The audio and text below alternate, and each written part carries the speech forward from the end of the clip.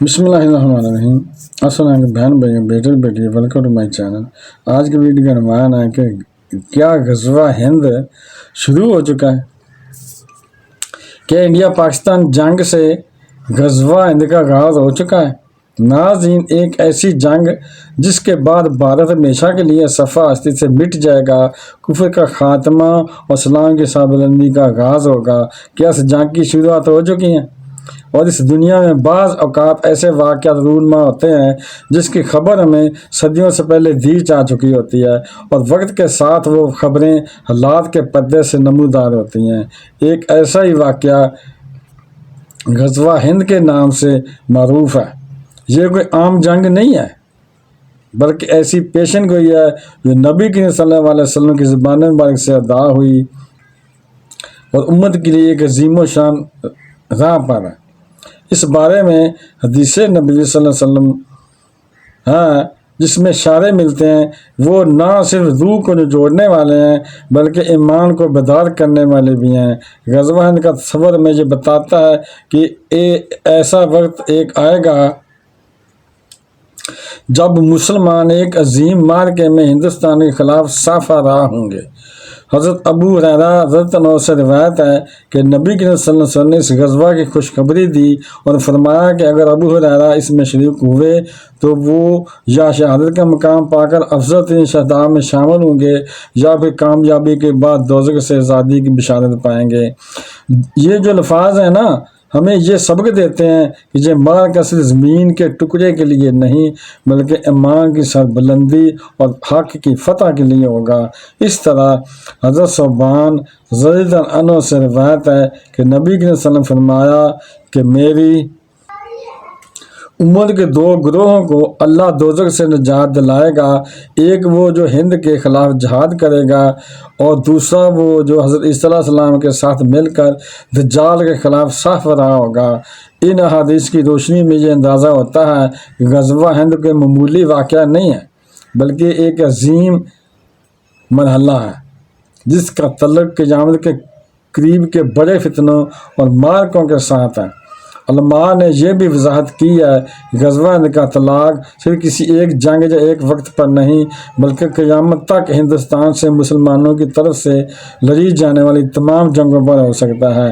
بعض اہل علم نے محمد بن قاسم کے زمانے کی فتوحات کو بھی اس کا ابتدائی مظہر قرار دیا۔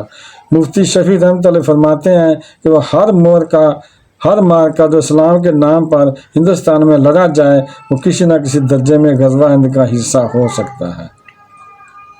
اور حال ہی میں جو پاکستان اور بھارت کے درمیان جنگی صورتحال سامنے آئی ہے، جس میں پاکستان کی جانب سے جوابی کارروائی میں نمایاں عسکری کامیابیاں ملی ہیں، کئی لوگوں نے سوشل میڈیا اور مختلف مذہبی حلقوں میں اسے غزوہ ہند کا آغاز قرار دیا ہے، اور لوگوں کا کہنا یہ ہے کہ یہ وہی معرکہ ہے جس کی پیشن گوئی آپ صلی اللہ علیہ وسلم نے صدیوں پہلے فرمائی تھی۔ اگرچہ اس جنگ کو غزوہ ہند کہنا قطعی طور پر درست نہیں کہا جا سکتا کیونکہ احادیث میں واضح علامات اور شرائط بیان کی گئی ہیں، لیکن اس بات سے انکار بھی نہیں کیا جا سکتا کہ یہ حالات اس بڑی پیشن گوئی کی ایک ابتدائی جھلک ہو سکتی ہے۔ موجودہ جنگی تناظر نے عوام کے اندر ایک نیا ولولہ اور جذبہ پیدا کر دیا ہے، ایک شعور اشکار کر دیا ہے کہ اگر کبھی وہ تاریخی معرکہ شروع ہوتا ہے، ہم اس کے لیے مینٹلی، روحانی اور پریکٹیکل طور پر تیار رہیں۔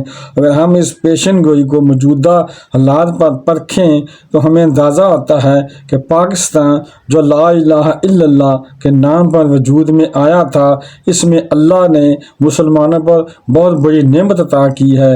ہندوستان میں مسلمانوں کے اوپر جو مظالم ڈھائے جا رہے ہیں، جو انہیں ذلتیں دی جا رہی ہیں، ان کا سبب بھی صرف یہ ہے کہ وہ کلمہ گو ہیں، وہ اللہ کو اپنا رب مانتے ہیں، وہ مانتے ہیں کہ اللہ صرف دنیا میں ایک ہی ہے، وہ عبادت کے وہی لائق ہے۔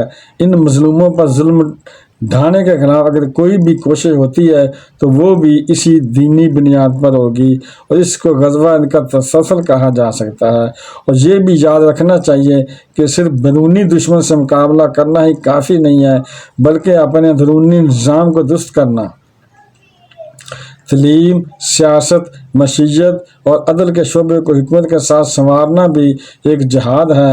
अगर हम अपने घर को दुरुस्त करेंगे तो बैरूनी दुश्मन को कमज़ोर कर देंगे, और अगर हम अंदर से ही कमज़ोर होंगे और अगर अपनों के खिलाफ जंग लड़ेंगे तो दुश्मन बाहर से वार करना आसान समझेगा।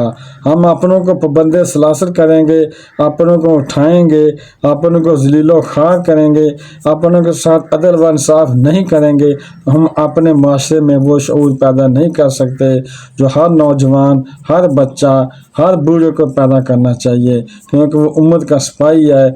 इसके फ़रज़ सिर्फ तलवार उठाना नहीं है, बल्कि कलम, अलम, इल्म और अखलाक से और इतिहाद से भी अदा हो जाते हैं।